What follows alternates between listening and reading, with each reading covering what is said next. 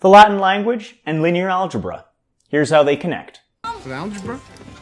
I used to study that too. Do you even speak Latin?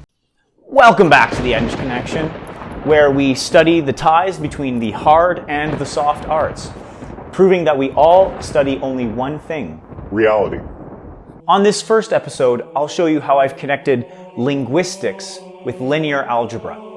Specifically, Latin verb forms can be best understood and memorized through linear algebra's matrix theory.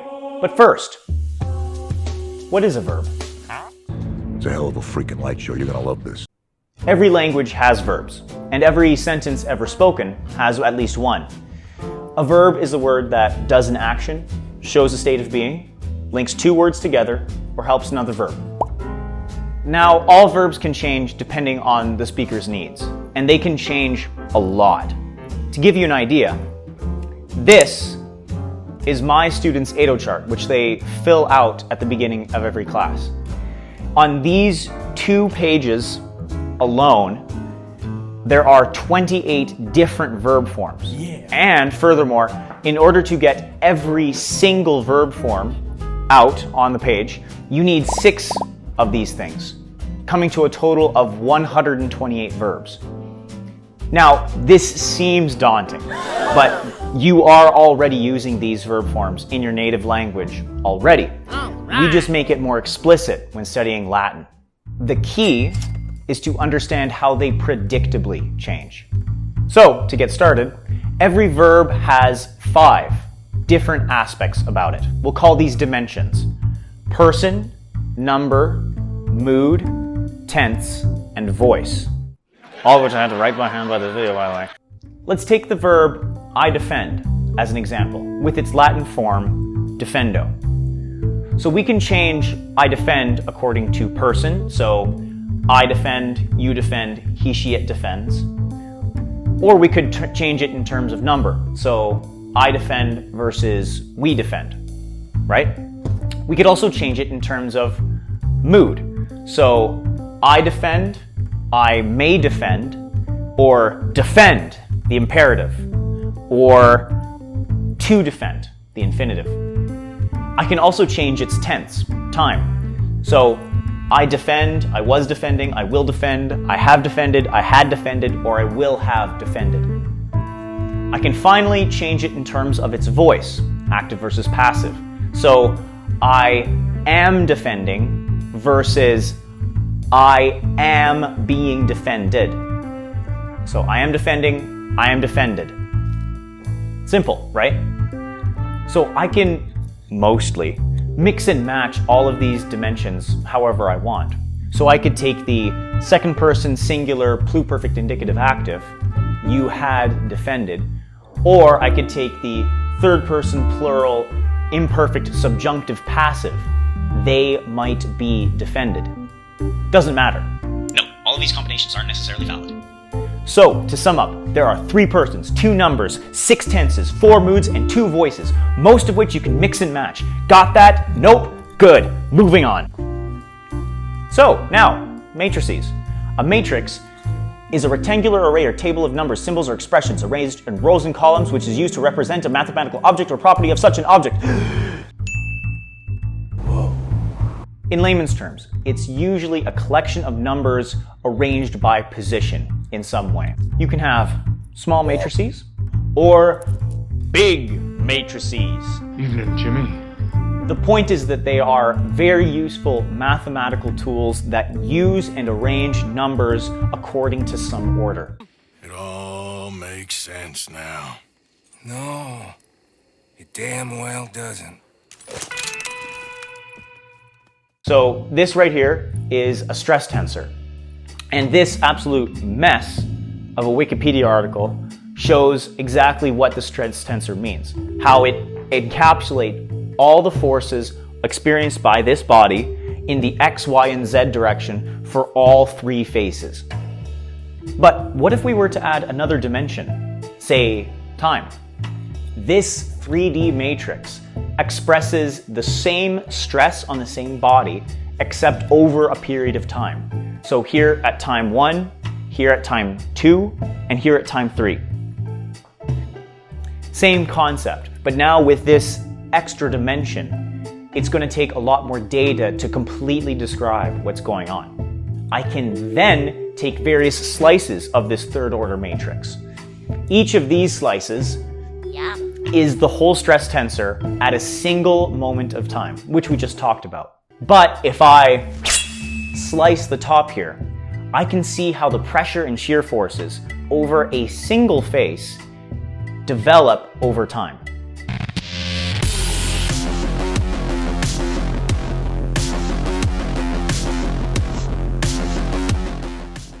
We can keep going to 4, 5, 6, 7-dimensional matrices, adding a new dimension each time. But the key is to realize that matrices contain data in a very simple and organized way.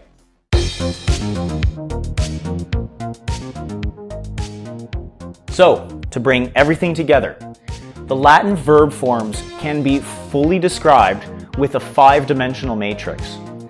To really see this, we'll start simply, layering each dimension over the previous one as we go along. On the first dimension, let's go with person. So we have first, second, and third, just like we had X, Y, and Z earlier. But let's add number. So now with number, we go from 1 dimension to 2 dimensions. We, you, they. Plural. Pretty good so far. This is actually how Latin textbooks present verb forms. All they use are 2-dimensional matrices. Now, let's go one step beyond the tense time dimension. So we have present, imperfect, future, perfect, pluperfect, future perfect. Now, it may look more complicated, but again, all we're doing is just organizing information. As a side note, take a look at how condensed the Latin forms are compared to their English. This is one of the beauties of the language, that they're able to say very complicated things so precisely and succinctly. Now let's add the 4th dimension of voice, which can be either active or passive. Now this is going to be tougher to visualize. To give you an idea, take a look at this footage of what's called a hypercube or tesseract, a 4-dimensional cube. You can either think of it as a 3D matrix alternating between 2 different states, or you can think of one 3D matrix being superimposed upon the other. Unfortunately, we have to add yet another dimension, mood, which are indicative, subjunctive, imperative, or infinitive. Now, visualizing 5D space is brutal. You have to think of it as one hyperdimensional cube being imposed on top of another hyperdimensional cube. Or you can do what mathematicians do and just trust that the math checks out at the end of the day. Instead, what I've chosen to do is to visualize this 5D matrix as essentially a 2-dimensional matrix of 3-dimensional matrices. Like I said, it gets complicated, but the principles remain the same. So now, each column is one of the moods, and each row is one of the voices. So here we now have all of the information condensed into a single unit, which has to be shown as if it's 6 different versions. With this, we've succeeded. We have organized and arranged every single possible verb form, visualizing its relationship with any and every other form. If we take a look again at the ADO chart my students fill out, it's essentially a simplified version of the final 5D matrix. I set a projection at the beginning of person and number, and then they spend their time filling out the whole 3D matrix, slice by slice. Now, I don't tell them that that's what they're doing, but with enough practice, they eventually build that understanding. Now, all this complexity illustrates really one beautiful thing: the organization and dimensionality of human language. We didn't sit down one day and think, I want to talk about things across 5 dimensions simultaneously. No, it came about naturally through logic and the human experience. So what if you went really crazy and wanted to create an alien language? You could add a new form to an already existing dimension. Say a partial plural for a hive-minded being. Or maybe like a new tense.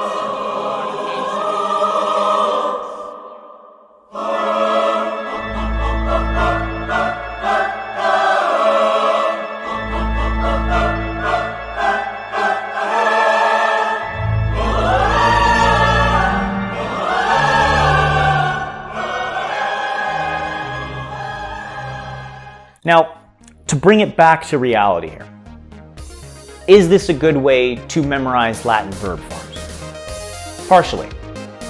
The 3D matrices, I think, are excellent tools, allowing you to see how each verb form relates to all the other verb forms, allowing you to then memorize them all quicker. Furthermore, knowing what matrices are before studying Latin could make it easier to structure the verb forms as you learn them, again, making it easier to memorize them. Counterpoint, unless you're used to thinking in higher spatial dimensions, thinking of verb forms in hyperspace will be a challenge. This is big brain time. So trying to envision all the verb forms all at once as a 5-dimensional matrix will be a stretch. So trying to envision all the possible verb forms, though mathematically possible, is simply a stretch. However, once you understand each subject separately, the Latin verb forms and 5D space, bringing them together is extremely satisfying. The fact that you can do this draws the different levels of our universe together, creating a beautiful harmony between them all. If you want to toy around with these matrices, I've left a link in the description for the Google Drive folder that contains them. We study one thing: reality. Each subject, hard or soft, is a different expression of this reality. And the most foundational principles can be found only after a little digging. My mission with this series is to help people see the universe as a consistent, unified substance, as opposed to the disparate pieces that we're used to thinking of it in. If you think I've succeeded, feel free to leave it a thumbs up or down, doesn't really matter. And if you think you can think of any connections between subjects, leave it down in the comments below. Finally, thanks for watching, and I'll see you again in the next video. If it happens. It depends if I can think or not. Man, I wish I had a swivel chair. Next time, baby.